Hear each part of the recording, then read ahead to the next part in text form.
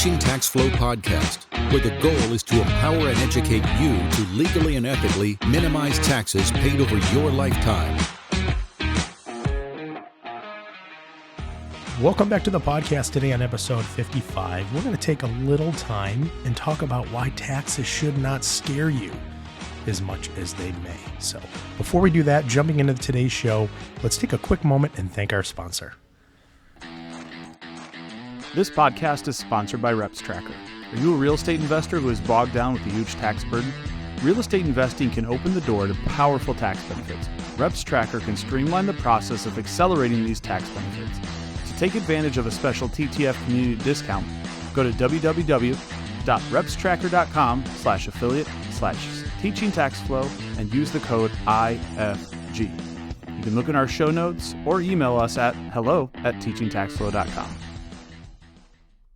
Hey everybody, and welcome back to the Teaching Tax Flow podcast. We know you missed us. It's been a whole week since you've heard us last time. And today, the day that this is being posted, is Halloween. So we're going to take the scariness out of taxes, but we're going to get all that information from the smartest man in the room, Chris Picaro. How you doing? Well, John, great to be back. I don't know if I'm the smartest man in the room, but, you're not too shabby yourself. I appreciate the compliment. And we're going to get spooky today. Ooh, I like it. So taxes can be scary, right? So I would say that probably the scariest thing for people, let's start. I know we got a couple of them that we want to go over, but probably the scariest thing about taxes and the IRS as a whole is that these people want your money, right? So Chris, in your response to that, what's the best advice you can give to somebody just to keep the darn money in their pocket, legally and ethically, of course, instead of giving it to the tax man? Well, we've been thinking about what are the three scariest things about taxes.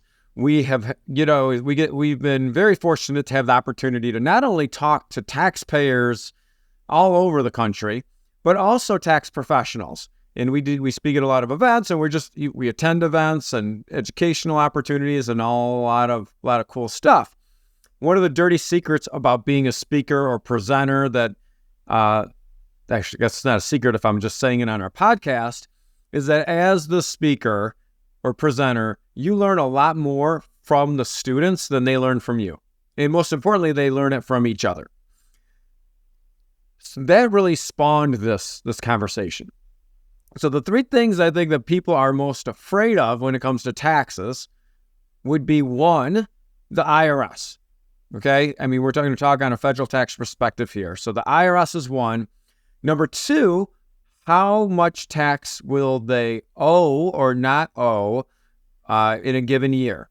So that really comes down to coming up with the ability to project your taxes and then plan for your taxes. But if you don't have a projection, you can't do a plan. If you don't do a plan, you can't implement a strategy. And if you don't implement a strategy, the IRS is going to pick your tax, not you.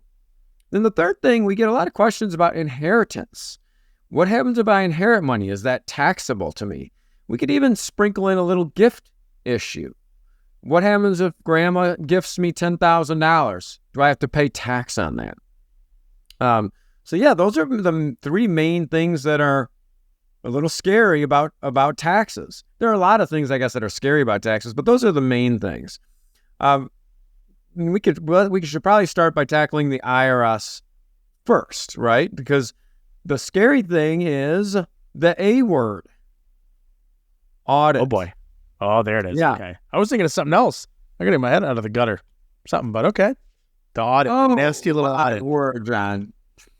So what happens if you get audited, right? Well, the first thing is that there's always a chance you can get audited. And what's important is to understand that if you do get audited or examined by the IRS, the first thing you have to understand is you're not alone. What does that mean? Luckily, there are several people that could help you out and represent you to get you the best result possible. There's a list of people that could represent a taxpayer in front of the IRS. I'd say 95% or more are made up of three categories. The first one is someone called an enrolled agent, or EA. An EA is someone that's licensed to prepare tax returns, that has gone through a rigorous training program, testing, annual education, continuing education, and there's an extreme amount of talented enrolled agents out there that we work with all the time in the teaching tax flow community. The second are certified public accountants, or CPAs. So, Jen, you always hear us say EAs, CPAs on the show. And then the third would be an attorney. So those three categories of professionals make up the vast majority of people that represent you.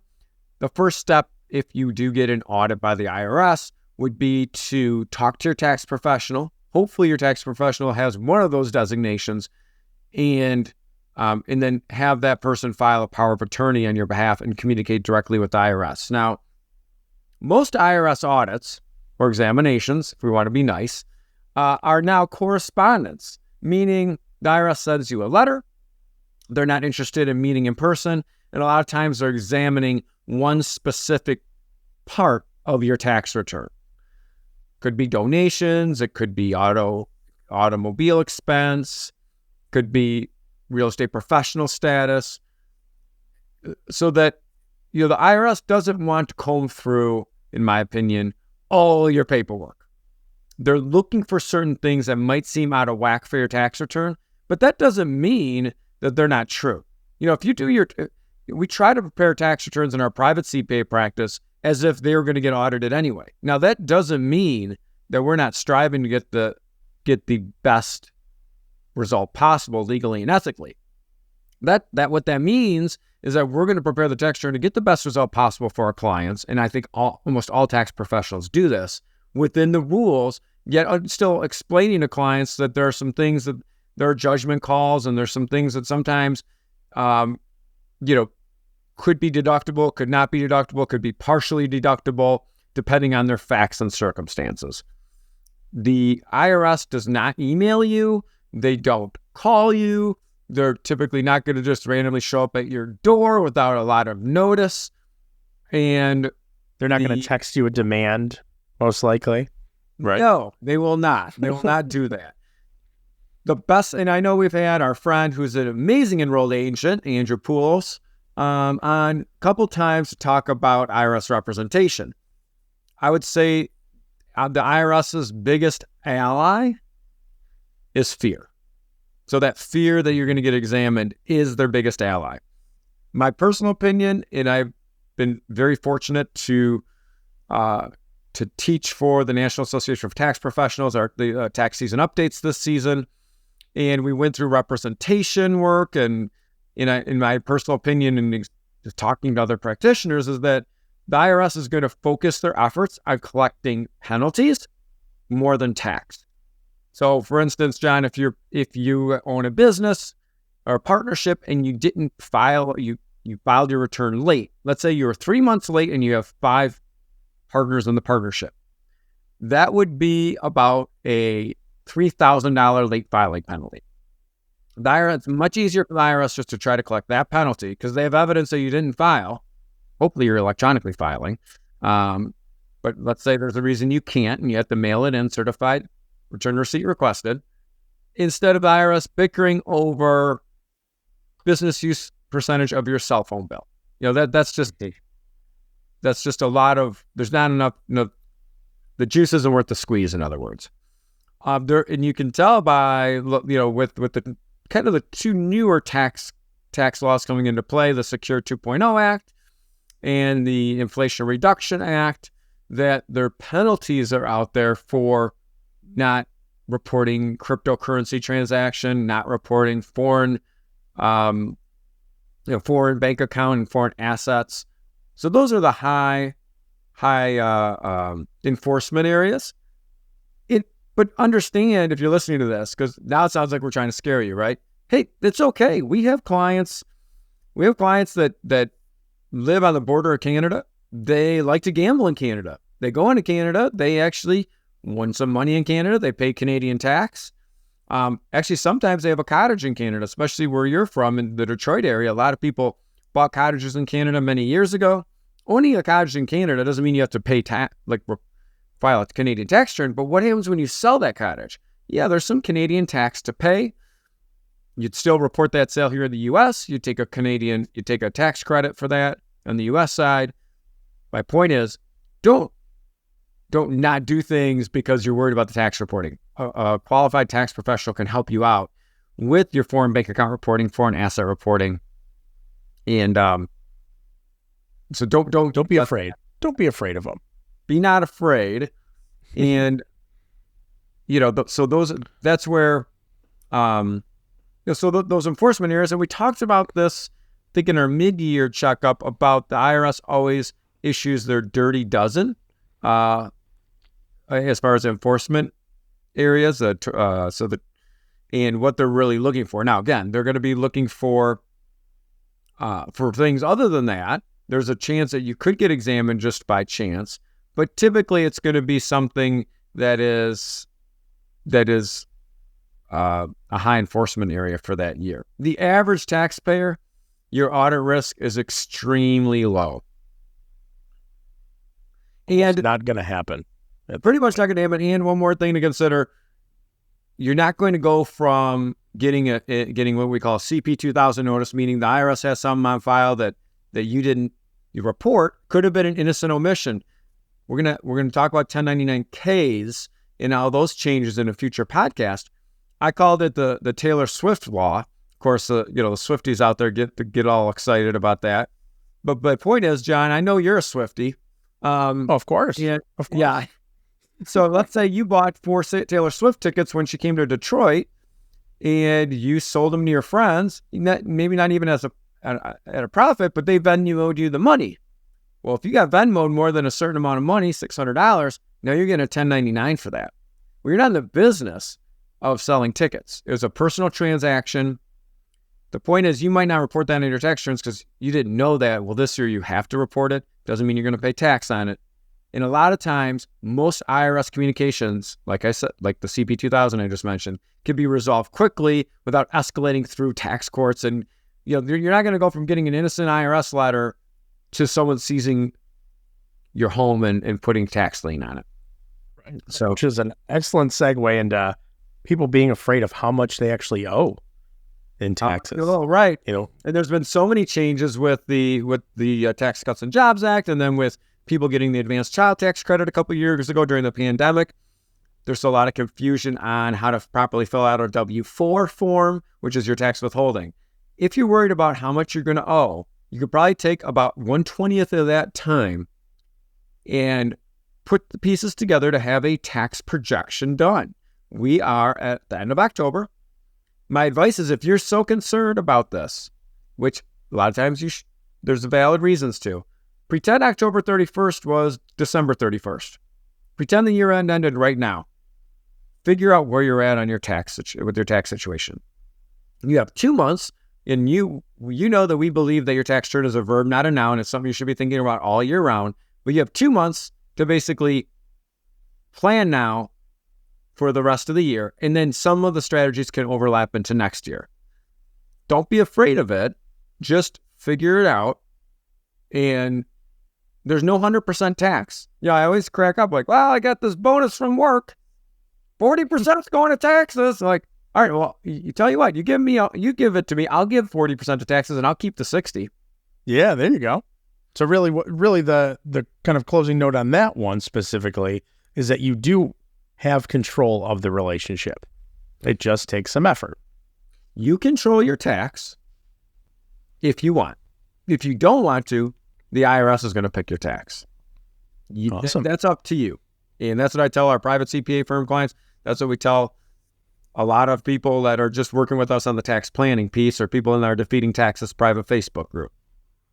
And then rolling into last but not least, inheritance. So I know this is one that people would almost die on a hill saying that they will have to pay a ton in taxes to. They are that strong in feeling that is the case. Now, is that the case is the question. Right. Yeah. Right now, under the Tax Cuts and Jobs Act, someone could pass away with just a hair. You're going to throw a bald joke in against me. There it is. $1 million of assets, and they're not being estate tax paid. So a married couple, you're looking at almost $26 million of assets could pass to beneficiaries with no estate tax being paid.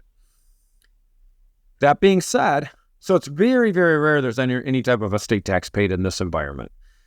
There should be some proper planning, and we do have clients that are currently moving assets out of their estate into their beneficiary's estate under these current rules. Because just understand, without getting too technical, and we're going to do some more additional podcasts on this, the estate tax laws are very, very taxpayer friendly right now.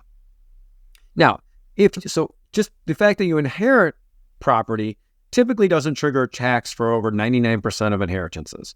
Where a tax might get paid would be as if you inherit an IRA or an annuity, and that annuity has money in there that's pre-tax or IRA that no one's ever paid tax on. So you're the beneficiary IRA.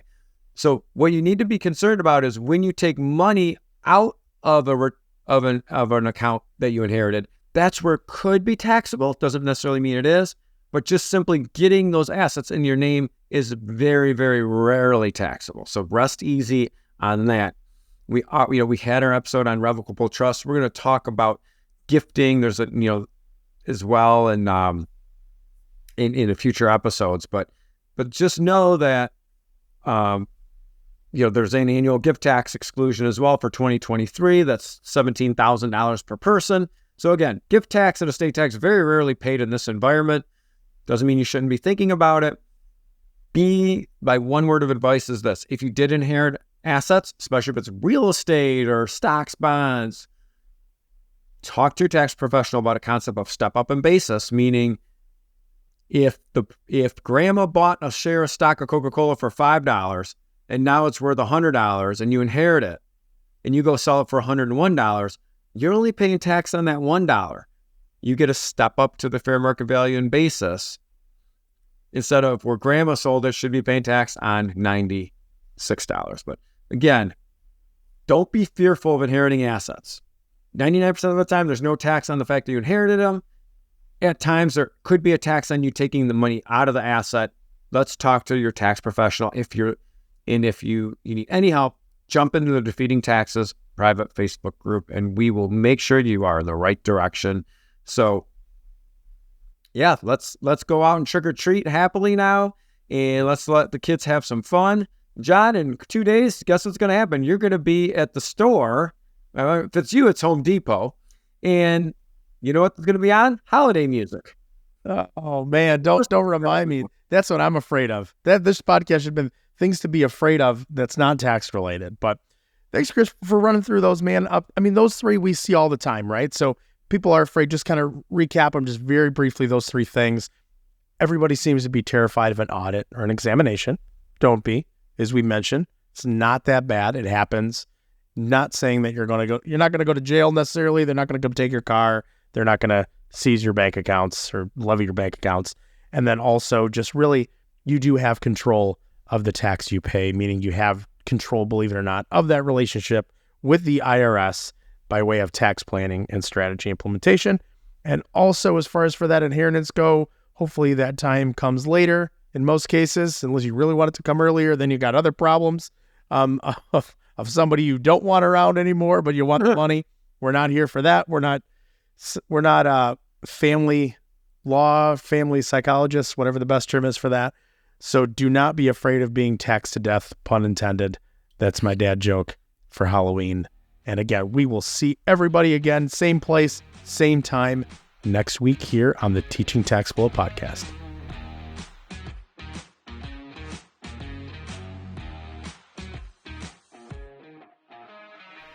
Hey everyone, thanks for hanging out with us this week here on the Teaching Tax Flow podcast. Just wanted to say thank you to everybody, as always, for the feedback, the ideas, the content, etc. The list goes on and on and on.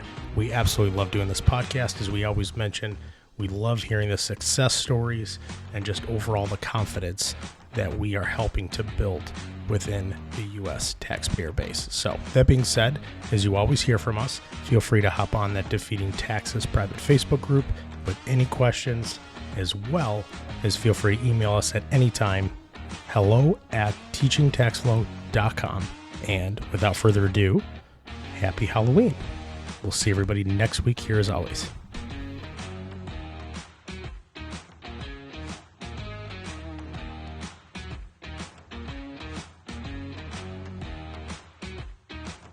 Does not constitute an offer of securities. Offerings can only be made through an offering memorandum, and you should carefully examine the risk factors and other information contained in the memorandum. The content provided is for educational purposes only. We encourage you to seek personalized investment advice from your financial professional. For all tax and legal advice, please consult your CPA or attorney. Investment advisory services are offered through Cabin Advisors, a registered investment advisor. Securities are offered through Cabin Securities, a registered broker-dealer.